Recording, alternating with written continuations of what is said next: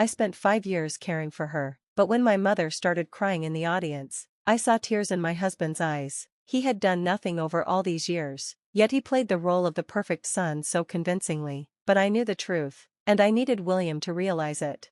I began playing the audio evidence that would expose my husband's real nature. My name is Isabel, and I've been married to William for 7 years. Right now, it's just the three of us, living with my bedridden mother-in-law. 5 years ago, her illness forced her to live in bed. My father-in-law passed away before we got married, so she had no one else to care for her. At the same time, William's career wasn't going well, and we were struggling financially. That's when he asked, "Can we live with you?" My mother-in-law agreed, feeling guilty about depending on her. I decided to help her while working part-time.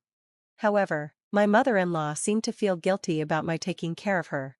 "Isabel, don't worry about me," she'd often say, smiling through her concern. I always reassured her with determination. "What do you mean? I owe you so much, and I know it's tough with both work and taking care of me. I don't want to burden you," she would say. "It's no burden at all, mother-in-law. I want to be here for you. That's why I'm doing this willingly," I'd reply. "But you deserve to have your own happiness," she would murmur. "Being able to talk to you every day is my happiness. Please don't worry about me," I'd say, reassuring her. Her eyes would fill with tears as she whispered a soft thank you. Despite all the care I gave, she always expressed such gratitude. She'd been nothing but kind to me since we married, and caring for her was my mission, not a burden. But while I cherished taking care of her, there was one thing I wasn't happy about: my husband, William. He was the type who believed housework was solely a woman's responsibility. He wasn't too bad when we first married, but since moving in with his parents, he became increasingly selfish. He barely contributed to the household, yet his ego was enormous. For example, when he came home, he would yell at me if I didn't greet him at the door. "Hey, Isabel, I'm home. Why haven't you greeted me? Hurry up and get my things." "Welcome home," I would say reluctantly, expressing my frustration. "Listen, William, I've told you before, I'm not your servant. You should manage what you can yourself." "What? What are you talking about? Who do you think is bringing in the money for this family?" he'd sneer. "Yes, it's true you're providing for us, but I'm doing my part too," I'd reply. "Doing your part? You just clean the house and talk with my mom," he'd sneer. "I also work part-time, remember? But you speak to me like this," I'd protest. "Shut up, your paycheck is tiny, you can't survive without me, so don't talk back," he'd shout. "And you? You don't even pay your fair share of the household costs. The only reason we're even living here is because of your mother," I'd defend myself. In the beginning, I'd argue back, but soon, William would threaten divorce whenever we fought. "Watch yourself, Isabel. If you keep this up, we're getting a divorce, got it?" he'd warn. "Please, don't shout. Your mom is in the other room," I'd plead. "Shut up. It's your insolence that causes this. You'd be the one in trouble if we got divorced. Understand that?" he'd yell. "Just lower your voice and stop mentioning divorce all the time," I'd beg. "Yeah, right. You'd have nowhere to go if we got divorced. No company would hire a screw-up like you full-time, Isabel," he'd throw at me. "Stop saying that," I'd shout. "Just shut up and listen. You idiot, you're so slow," he'd cut me off. Honestly, I was ready to leave him, but every time I thought about my mother-in-law, I couldn't bring myself to do it. "You can always talk to me if you're feeling down, Isabel. You're like my daughter," my mother-in-law would say. She treated me like family, and because of her kindness, I wanted to care for her until the end. I didn't want to entrust her care to someone like William. That's why I endured the painful days living with him. One day, as I was preparing dinner, I heard the familiar yelling from the front door. "Hey, Isabel, I'm home. Come out and greet me." "I'm using the stove right now. I can't leave it," I answered. "What? Are you kidding me? What kind of wife doesn't prioritize her husband?" He stormed into the kitchen. "Hey, what's your problem? I always tell you to greet me when I come home. Why can't you understand that?" "As you can see, I'm frying something right now," I replied. "I don't care. You should have planned it so it would be done when I got home." "You're useless," he yelled. "Well, you never tell me when you'll be home," I retorted. "I told you not to talk back. A useless and insolent wife is nothing but garbage." He was furious. At this point, my mother-in-law came out, having heard the yelling, and spoke sternly. "William, that's no way to talk." "Oh, Mom, you're still alive?" he said sarcastically. Isabel is working hard every day for this household, for both you and me, she added. That's what a wife is supposed to do, right? Earn a little, do some half-hearted cleaning, and be a social burden, William sneered. Enough, my usually gentle mother-in-law raised her voice. You will not insult her like that. What, Mom, are you taking Isabel's side now? You two are working together. William was shocked. My mother-in-law, usually quiet, continued. This time, William, I have one request. Huh? What is it? He asked. Just put me in a nursing home. I don't want to burden Isabel anymore, she said. Huh? A nursing home? Do you think we have the money for that? He asked, astonished. You still have your father's inheritance and my pension. I don't need anything fancy, she added. Her unexpected words left me speechless. Mother-in-law, were you thinking about me when you said that? Tears filled my eyes at her kindness, but William just looked disgusted. Don't joke around. We're not putting you in a nursing home. That's a waste of money, he argued. Please don't say that. It would be easier for everyone in this house if I wasn't here, my mother-in-law said quietly. If we put you in a nursing home, the neighbors and my colleagues will gossip about me being an ungrateful son, he complained. You don't need to worry about what others think, my mother-in-law replied. I just don't want to be a burden to you, she added. Then shut up and do as you're told, old woman, I'm taking care of you, isn't that enough? He yelled. William, you're not doing anything, my mother-in-law continued. Huh? I let you live in this house, and I make Isabel do all the work. Isn't that enough for you, ungrateful woman? He snapped. Unable to hold back, I shouted back. Who's the ungrateful one here? This house is your mother's, isn't it? I pointed out. Are you talking back to me again? William glared at me.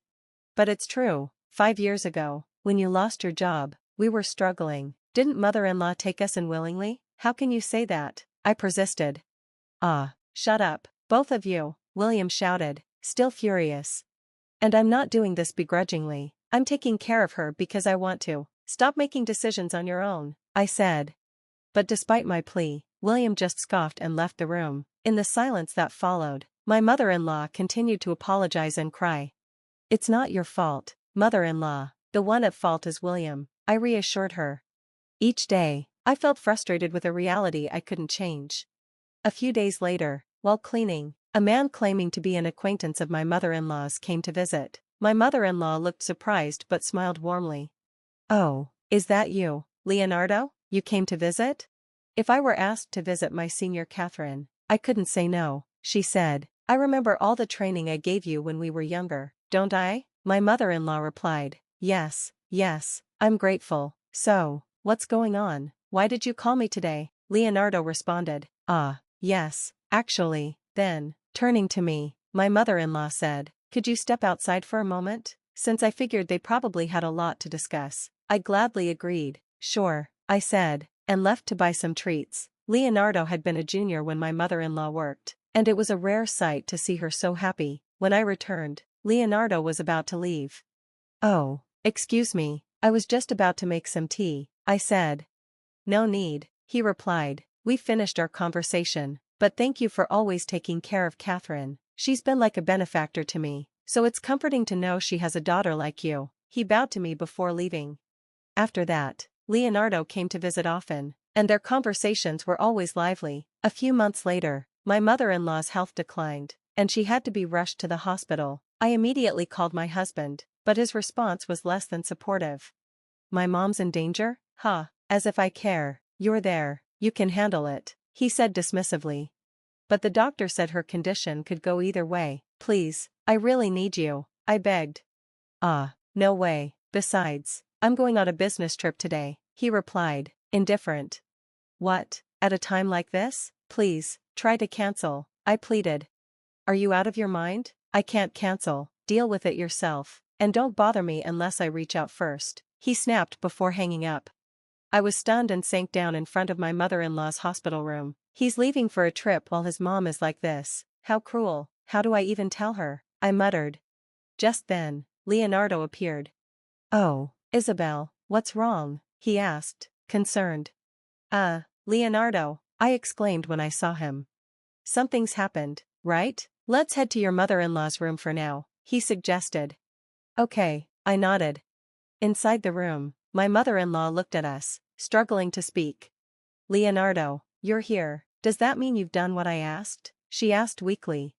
Yeah, but are you sure about this? He replied, concerned. Of course, I need to set things straight before I go, she said. I understand, he nodded. Then, my mother-in-law weakly took my hand. Isabel, there's something I need you to know, she said. What is it? I asked, holding her hand gently. My son has been withdrawing money from my account for his pension and using it for his affair, she revealed. An affair? I gasped in shock. I started to notice when he began treating me like a servant, but for him to steal from his mother's pension, I trailed off in disbelief. I asked Leonardo to investigate it, she explained. Ah, that's why she called him here, I realized. Leonardo, please record what I'm about to say. This is my final will, my mother-in-law instructed. Understood, Catherine, Leonardo said slowly, taking out a voice recorder. After recording everything, he handed it to me. How you use this is up to you, Isabel, my mother-in-law said. Yes, I will make sure you get the justice you deserve, I said, gripping her frail hand tightly. The next day, my mother-in-law passed away, leaving her final vengeance in my hands. At the funeral, 2 days later, there was a large crowd as she had been well liked. However, my husband made an inappropriate comment.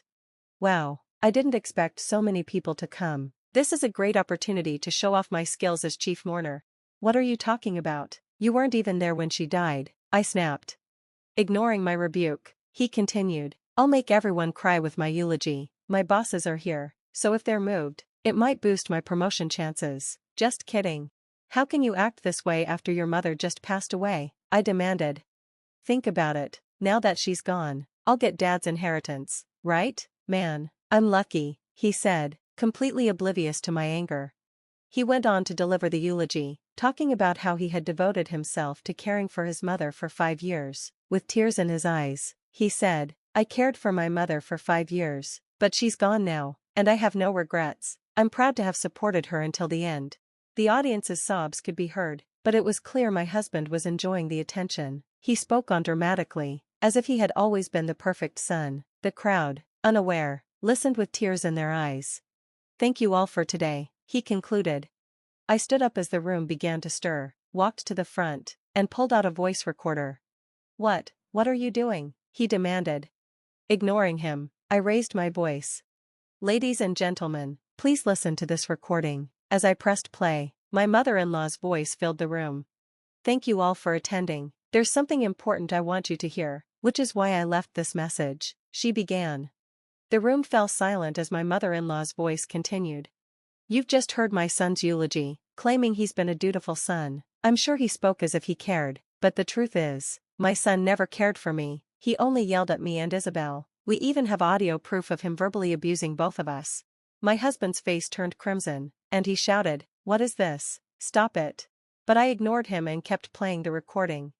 My son also withdrew money from my account for his affair, not to support Isabel. I had an old friend look into it, and it was confirmed. The attendees were now furious, while my husband went pale with fear.